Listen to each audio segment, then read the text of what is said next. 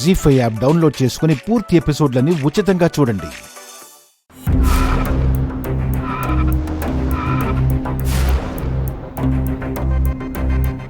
ఏయ్ చూసుకున్నాడు ప్రా యాదవ్వా. Sorry sir, sorry. చూసుకున్నాడు పో.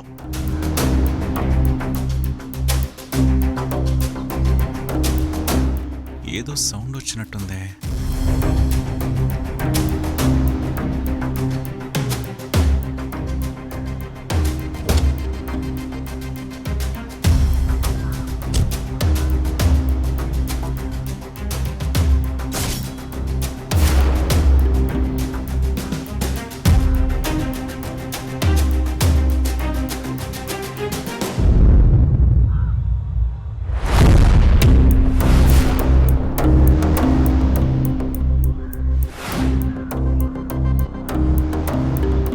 ఇవే నగలు, మా వదిన నగలు, మా వదిన చీర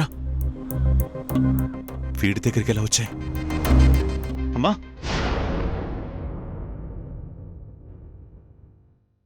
అమ్మా చూసావా ఆ రోజు నువ్వు వదిన కోసం చేయించిన నగలు, వదిన కోసం కొన్న చీరమ్మా, చూడమ్మా.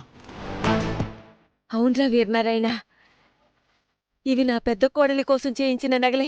దానికోసం నేను కొన్న చీరే నా మనవడి దగ్గరికి ఎలా వచ్చాయిరా? నాన్న పెద్ద కూతురు వైష్ణవిదేవిని, చిన్న కూతురు లతని దొంగిలించిన వాళ్లే ఈ నగలు చీర కూడా దొంగిలించారమ్మా. ఆ విషయం మనిద్దరికీ తెలుసు కదమ్మా. అవునరా, వాటిని ఎవరైతే దొంగిలించారో వాళ్లే నా మనవరాళ్ళని దొంగిలించుంటారు. అందులో ఎలాంటి అనుమానం లేదు. మన ఇంటి నగలు వీడి దగ్గరున్నాయంటే నా అన్న కూతుళ్ళెవరో వీడికి బాగా తెలుసుండాలమ్మా. వీడిని పట్టుకుంటే అన్న ఇద్దరు కూతుళ్ళు దొరుకుతారమ్మా, దొరుకుతారు.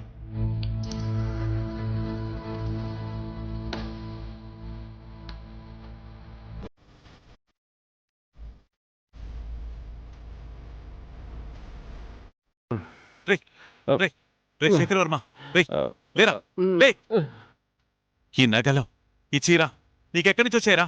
రే చెప్పరా, రే చెప్పు. అది అది చీర చెప్పరా. నగలు చీరలు నీకెక్కడి నుంచి వచ్చాయి? మీ నాన్నే కొట్టేశాడు కదూ? మీ నాన్నే మా అన్న ఇద్దరు పిల్లల్ని కూడా మీ నాన్ని దొంగిలించాడు కదూ? చెప్పరా, చెప్పు. ఈ నగలు, ఈ చీర, ఈ చీర, రే మాట్లాడరా రే. నగలు రే మాట్లాడరా రే, మాట్లాడు. వీడు పీకల దాకా తాగినట్టున్నాడు, సమాధానం చెప్పలేకపోతున్నాడు. రే నువ్వు మాట్లాడకపోతే ఏంట్రా? ఈ నగలు చీర మీ నాన్నకి చూపించి ఆడితోనే నిజం చెప్పిస్తాను.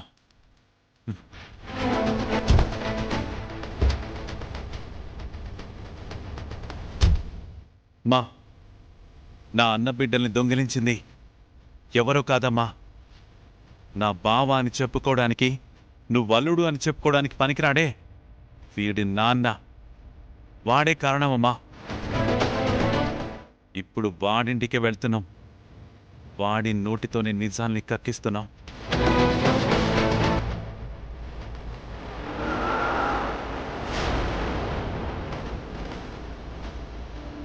జీ5 యాప్ డౌన్లోడ్ చేసి అన్ని ఎపిసోడ్స్ పూర్తి ఉచితంగా చూడండి.